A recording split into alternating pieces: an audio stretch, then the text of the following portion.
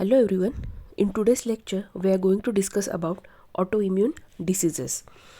Autoimmunity is a condition in which structural or functional damage is produced by the action of immunologically competent cell or the antibodies against the normal components of the body. In the simple words, when our own immune system produces the immune response against our own cell or own antigen, that condition is known as autoimmunity. Usually, our immune system have ability to discriminate between self and non-self. Means our immune system never produces immune response against our self antigen, and it is known as a self tolerance.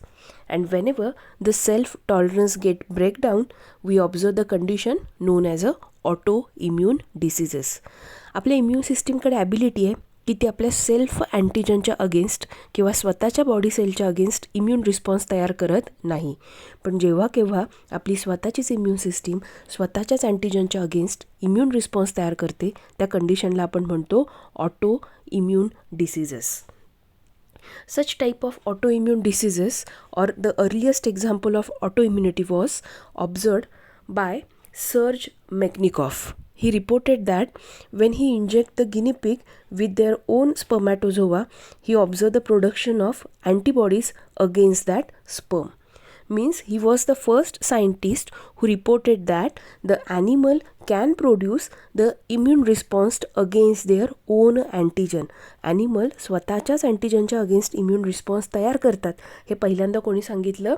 मेकनिकॉफने.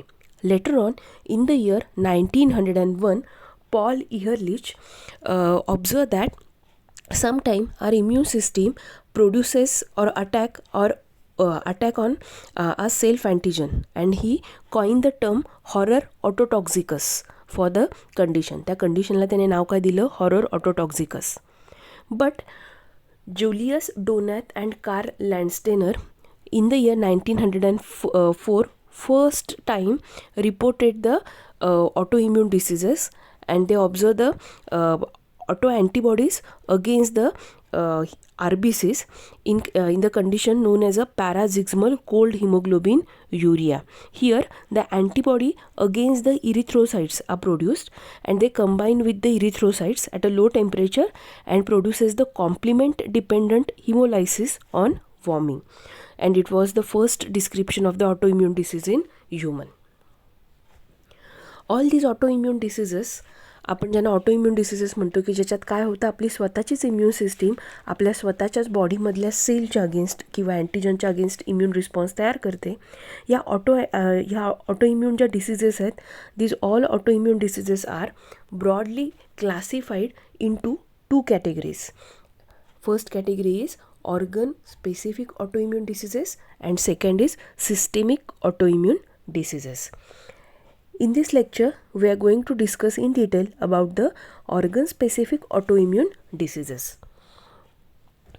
The organ specific autoimmune diseases. आता organ specific autoimmune disease म्हणजे काय? तर आपण काय म्हणतो की जेव्हा immune response आपलीच बॉडी किंवा आपला स्वतःचाच इम्यून रिस्पॉन्स कोणाच्या अगेन्स्ट तयार झाला आहे? एका अशा अँटीजनच्या अगेन्स्ट की जो अँटीजन फक्त कुठं प्रेझेंट आहे? एका ठराविक ऑर्गनवर प्रेझेंट आहे किंवा एका ठराविक ग्लँडवर प्रेझेंट आहे. त्याच्यामुळे होईल काय की तयार होणारा इम्यून रिस्पॉन्स अफेक्ट कोणाला करेल? एखाद्या टार्गेटेड ऑर्गनला किंवा टार्गेटेड ग्लँडलाच फक्त अफेक्ट करेल. जेव्हा या ऑटोइम्युनिटीमुळे फक्त ठराविक ऑर्गन किंवा ठराविक ग्लँड अफेक्ट होत असेल, तर त्या ऑटोइम्यून डिसीजला आपण म्हणतो localised or organ specific autoimmune disease. In this type, the immune response is directed to a targeted antigen unique to a single organ or gland. So the cell of that organ may be damaged directly by the humoral or cell-mediated mechanism. Alternatively, the antibodies may overstimulate or block the normal function of the target organ. म्हणजे आपण इथं काय म्हणतो की इथं damage कोणाचा होणार आहे किंवा अफेक्ट फक्त काय होणार आहे? एखादा ठराविक ऑर्गन किंवा एखादी ठराविक ग्लँड फक्त अफेक्ट होईल. त्याला आपण लोकलाइज्ड किंवा ऑर्गन स्पेसिफिक ऑटोइम्यून डिसीज म्हणतो.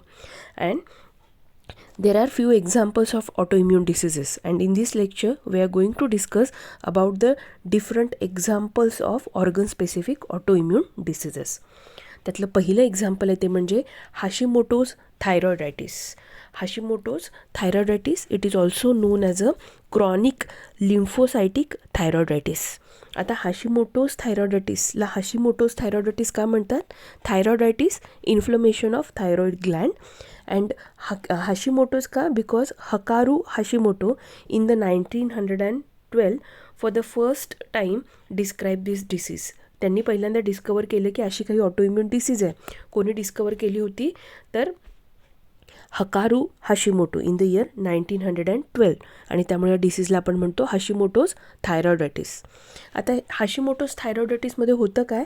तर in case of Hashimoto's thyroiditis usually the antibodies, आता कोणत्या अँटीजनच्या अगेन्स्ट इथे अँटीबॉडीज तयार होतात?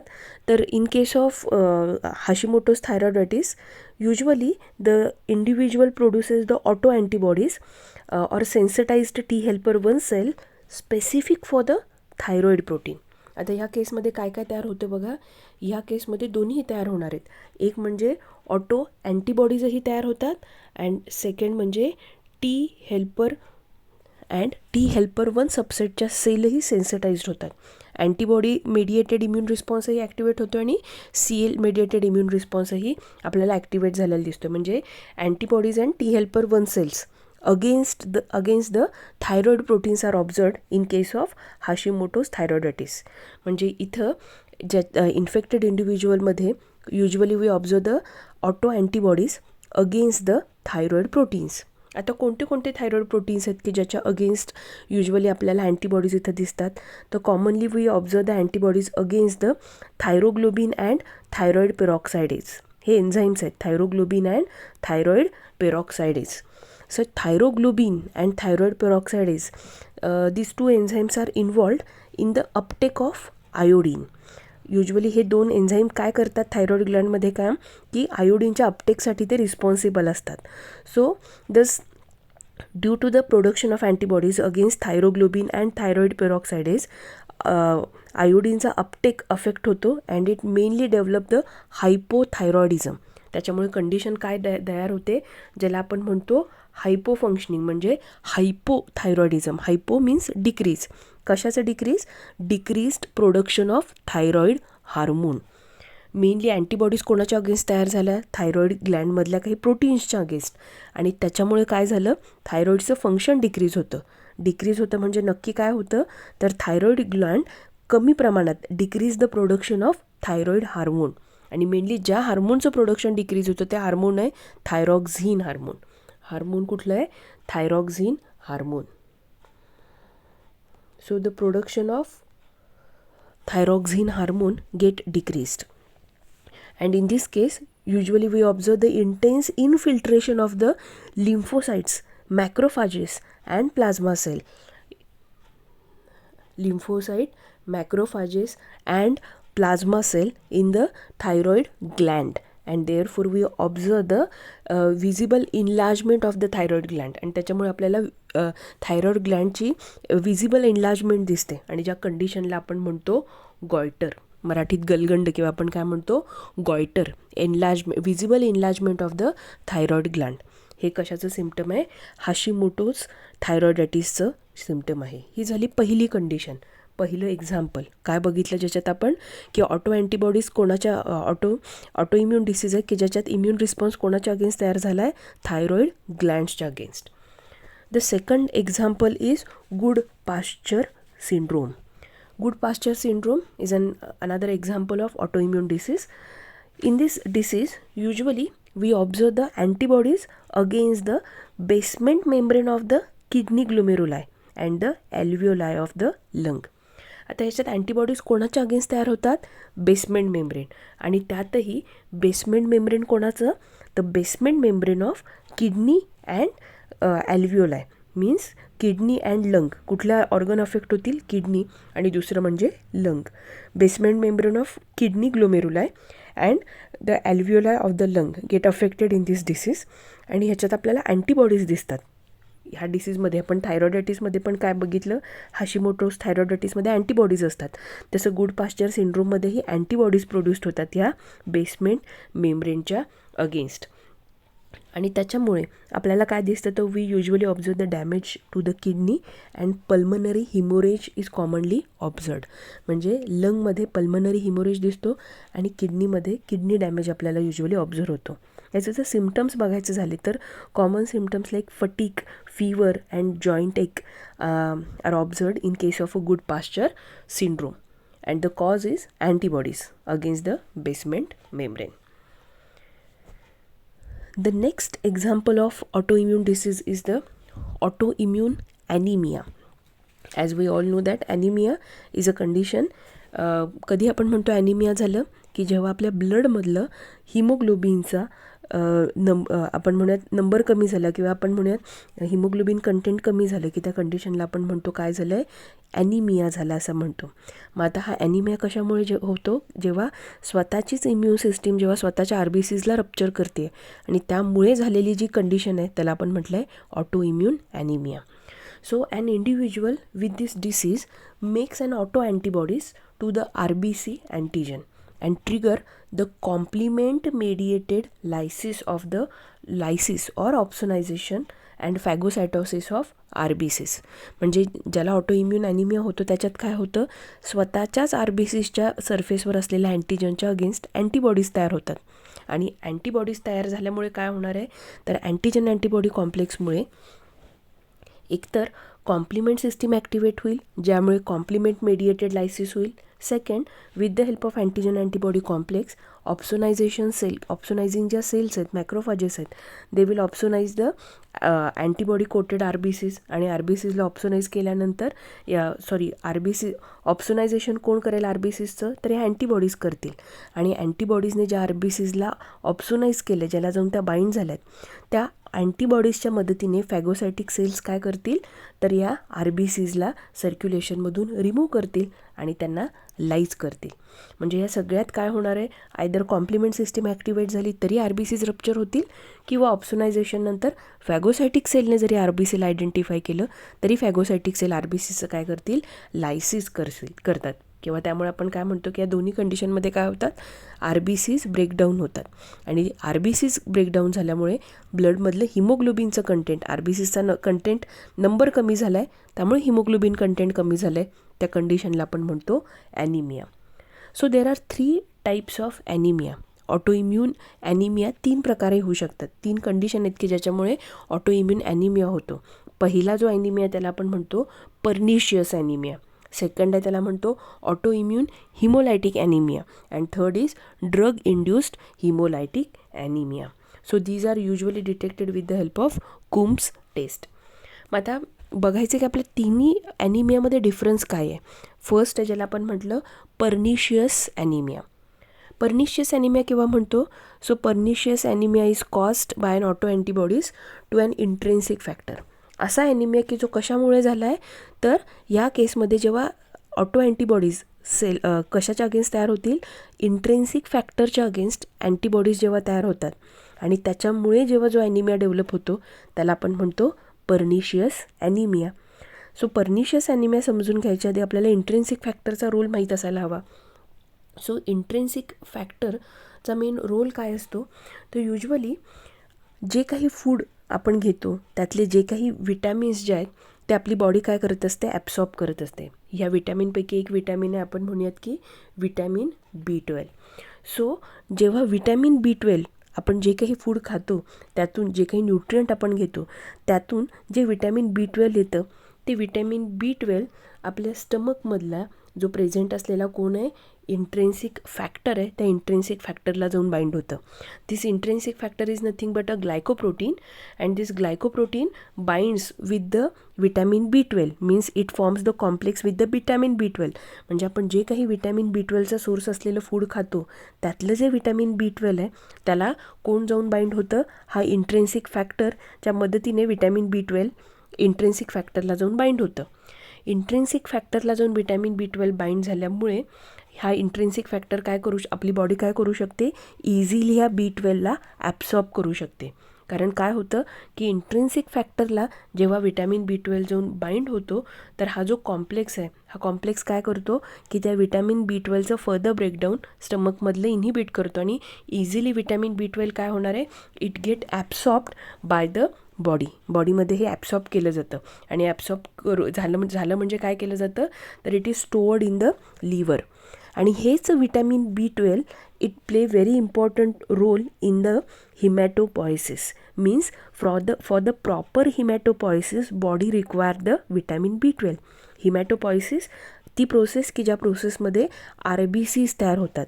हिमॅटोपॉयटिक स्टेम सेलपासून WBCs आणि RBCs तयार व्हायची जी प्रोसेस आहे त्याला आपण म्हणतो haematopoiesis. And for the proper haematopoiesis body required the vitamin B12. आपल्याला बॉडीला कोणाची गरज असणार आहे, विटॅमिन B12ची गरज आहे. आणि विटॅमिन B12 कुठून मिळतं, आपली बॉडी स्वतः तयार करू शकत नाही. हे विटॅमिन B12 आपल्याला डाएट थ्रू मिळतं. सो ह्या प्रॉपर आपण म्हणूयात विटॅमिन B12चं जर प्रॉपर आपण म्हणूयात कन्झम्पशन झालं नाही किंवा आपण ॲब्सॉर्प्शन झालं नाही तर बॉडीमध्ये प्रॉपर हिमॅटोपॉयसिस होणार नाही. आणि जर हिमॅटोपॉयसिस झालं नाही तर RBCsचा नंबर कमी होईल. मग RBCs कमी झाल्यामुळे आपण कंडिशन काय म्हणतो आहे, ॲनिमिक कंडिशन डेव्हलप झाली आहे. आता आपण म्हणतो पर्निशियस. आता हा रोल तर कशाचा झाला, इंट्रिन्सिक फॅक्टरचा. म्हणजे विटॅमिन B12च्या प्रॉपर ॲब्सॉर्प्शनसाठी बॉडीला कोणाची गरज आहे तर body required the intrinsic factor. In case of a pernicious ॲनिमियामध्ये होतं काय तर usually auto antibodies directed against the intrinsic factors are observed. So when our body produces the antibodies against the intrinsic factor, काय होणार आहे, these antibodies bind with the intrinsic factor, so the vitamin B12 cannot bind with the intrinsic factor. आपल्या antibodies कशाच्या against, intrinsic फॅक्टरच्या against तयार झाल्यामुळे vitamin B12 intrinsic फॅक्टरला bind होऊ शकत नाही.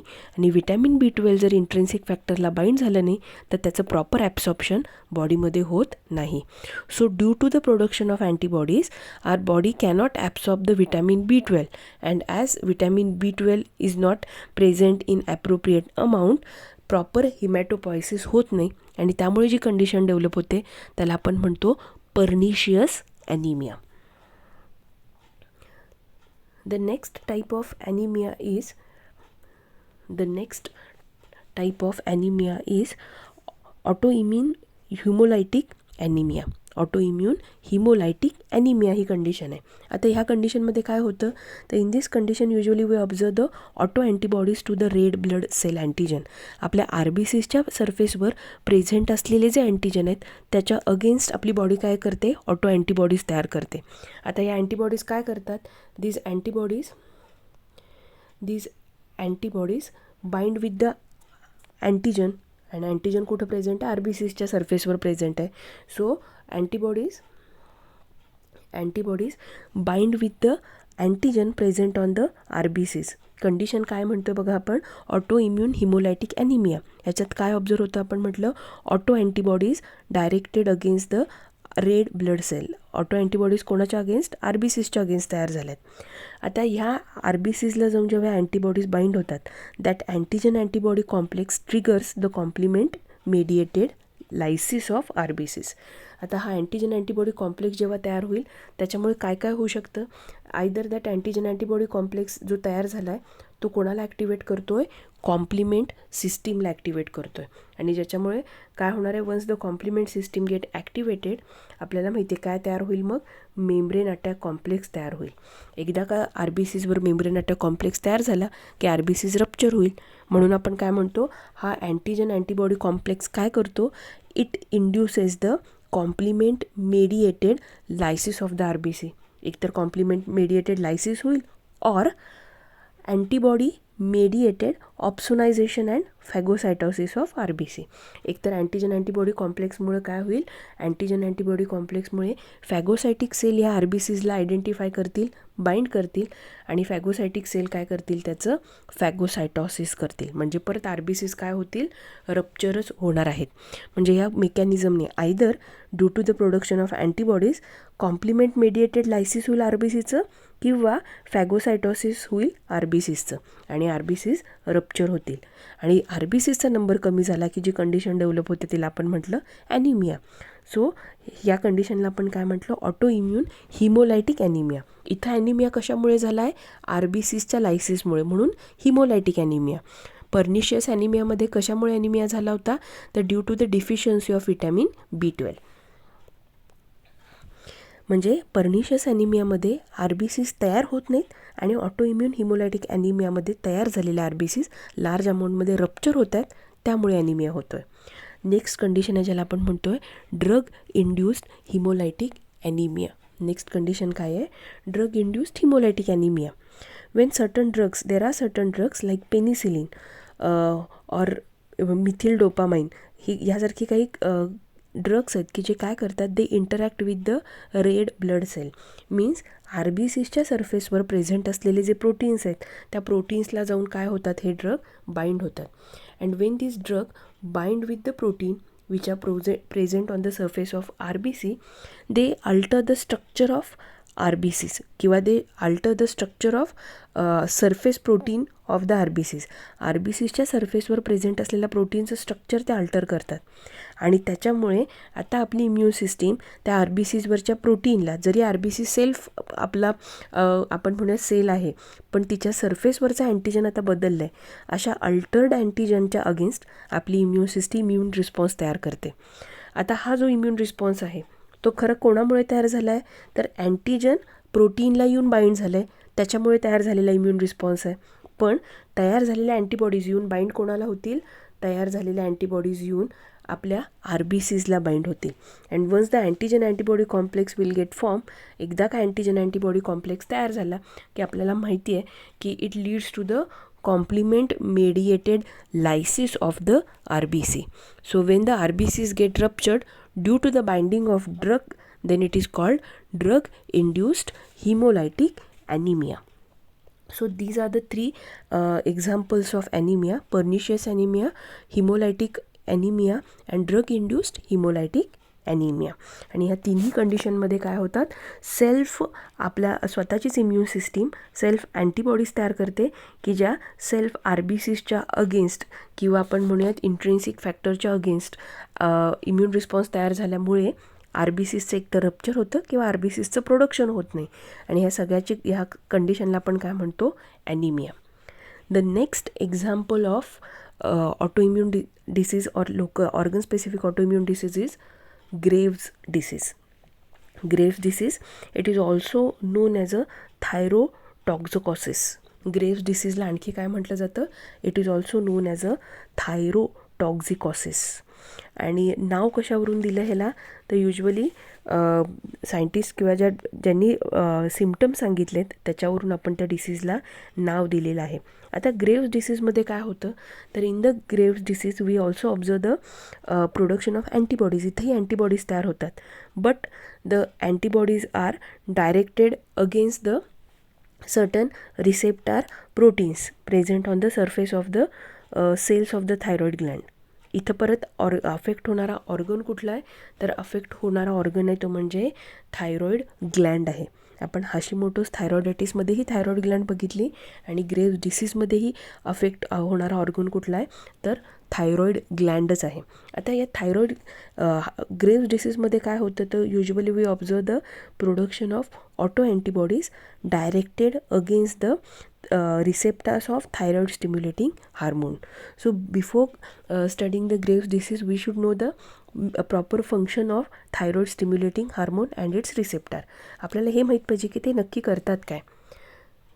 तर आपल्याला माहिती आहे की थायरॉइड ग्लँड जे आहे किंवा आपल्या बॉडीमधल्या ज्या सगळ्या ग्लँड्स आहेत, मेनली त्यांचं फंक्शनिंग कोण रेग्युलेट करतं, तर मेन पिट्युटरी ग्लँड रेग्युलेट करते. Pituitary gland secrete the thyroid stimulating hormone. Pituitary gland काय करते, इट प्रोड्यूस द हार्मोन. नाव काय आहे, तर thyroid stimulating hormone. That thyroid stimulating hormone bind with the thyroid stimulating hormone receptor. कोणाबरोबर bind होतं, thyroid stimulating हार्मोनच्या रिसेप्टारबरोबर बाइंड होतं. कुठे हे थायरॉइड स्टिम्युलेटिंग हार्मोनचं receptor, it is present on the surface of a thyroid gland. So when the thyroid stimulating hormone produced by the pituitary gland bind with the thyroid stimulating hormone receptor present on the thyroid gland काय होते, activate होते, and it produces the different types of hormones. Thyroid hormones जे आहेत किंवा thyroid glands जे तयार करते ते हार्मोन्स ते तयार करतात. And the production of this hormone is under the control of the pituitary Gland. म्हणजे थायरॉइड स्टिम्युलेटिंग हार्मोन रेग्युलेट करतं की थायरॉइड ग्लँड किती प्रमाणात हार्मोन सिक्रेट करेल, आणि हे रेग्युलेशन कोण करत असतं, तर pituitary Gland through the thyroid stimulating hormone हे रेग्युलेशन करत असतं. बट वेन, आणि हे रेग्युलेशन कसं आहे की जेव्हा ॲप्रोप्रिएट थ्रेशोल्ड अमाऊंटमध्ये आपण म्हणूयात की थायरॉइड ग्लँडने तयार केलेले हार्मोन्स जेव्हा थ्रेशोल्ड पाहिजे तेवढ्या रिक्वायर्ड अमाऊंटमध्ये तयार झाल्यानंतर फीडबॅक इनिबिशनने काय होतं की ही pituitary gland thyroid stimulating hormone तयार करणं थांबवतं आहे. थायरॉइड स्टिम्युलेटिंग हार्मोन तयार करणं पिच्युटरी ग्लँडने थांबवलं की थायरॉइड ग्लँडचं फंक्शनसुद्धा कंट्रोल करतं किंवा त्याचं प्रोडक्शनसुद्धा काय केलं जातं, रेग्युलेट केलं जातं. इन केस ऑफ ग्रेव्स डिसीजमध्ये होतं काय, तर auto antibodies directed against the receptor of thyroid stimulating hormone is observe. आपल्याला काय दिसतं ग्रेव्स डिसीजमध्ये, तर we observe the production of antibodies. कुठल्या antibodies, directed against the thyroid stimulating hormone receptor. Thyroid stimulating hormone रिसेप्टारच्या अगेन्स्ट ज्या antibodies आहेत त्या युजली ग्रेव्स डिसीजमध्ये प्रोड्यूस होतात. त्याचा इफेक्ट काय होतो की these antibodies bind with the thyroid stimulating hormone receptor. Thyroid stimulating hormone रिसेप्टारला जाऊन काय होतात, त्या बाइंड होतात. आता त्या बाइंड झाल्यानंतर त्या काय करतात, दे continuously induce the or they continuously transduce the activation signal to the thyroid gland. की ज्यांच्यामुळे काय होणार आहे, जेव्हा ह्या अँटीबॉडीज जाऊन त्या रिसेप्टरला बाइंड होतील त्यावेळी काय होणार आहे, थायरॉइड ग्लँड काय करेल, thyroid gland produces the hormone, पण ते हार्मोन काय करेल, over production of hormone thyroid ग्लँडकडून होईल, कारण त्याचं रेग्युलेशन आता बॅक रेग्युलेशन होत नाही. आता हे ओव्हर प्रोडक्शन होतं आहे आणि या अँटीबॉडीज कंटिन्युअसली थायरॉइड ग्लँडला काय करतात, ॲक्टिवेट करतात. त्यामुळे असा जो स्टिम्युल आहे या अँटीबॉडीजकडून मिळतो त्यांना युजली म्हटलं जातं, therefore these antibodies are also called as long acting thyroid stimulating antibodies. म्हणजे ह्यांना काय म्हटलं जातं, long acting thyroid stimulating antibodies म्हटलं जाते, की त्या प्रोलॉंग पिरियडसाठी थायरॉइड ग्लँडला काय करतात, ॲक्टिवेट करतात, ज्याच्यामुळे जास्त वेळ काय करणार आहेत, गरजेपेक्षा जास्त थायरॉइड ग्लँड थायरॉइड हार्मोन्स काय करेल, सिक्रेट करेल. म्हणजे इथं कंडिशन काय झाली आहे, गरजेपेक्षा जास्त थायरॉइड हार्मोन्स तयार होत आहेत, म्हणजे ह्याला म्हटलं जातं हायपर थायरॉइडिझम. गरजेपेक्षा जास्त थायरॉइड हार्मोन्स तयार होत आहेत. ह्याच्या अपोजिट कंडिशन आपण हाशिमोटोज थायरॉइडायटिसमध्ये बघितली होती, जिथं आपण म्हणूयात decrease production of thyroid hormone आपण बघितलं होतं, ज्याला आपण हायपोथायरॉइडिझम म्हटलं होतं. So Hashimoto's thyroiditis is an example of hypothyroidism आणि Graves disease is an example of hyper thyroidism. गरजेपेक्षा जास्त थायरॉइड हार्मोन्स तयार होतात. ग्रेव्स डिसीज जर आपण बघितली तर ग्रेव्स डिसीजमध्ये आपल्याला सिम्टम्स कोणते कोणते दिसतात. So here we observe the symptoms like anxiety, heat sensitivity, weight loss, then puffy eyes and enlarge thyroid gland. Enlarge thyroid gland आपण म्हणूयात की गॉयटर सारखे सिम्टम्स बघायला मिळतील. So all these are the symptoms associated with the Graves disease. So here we stop.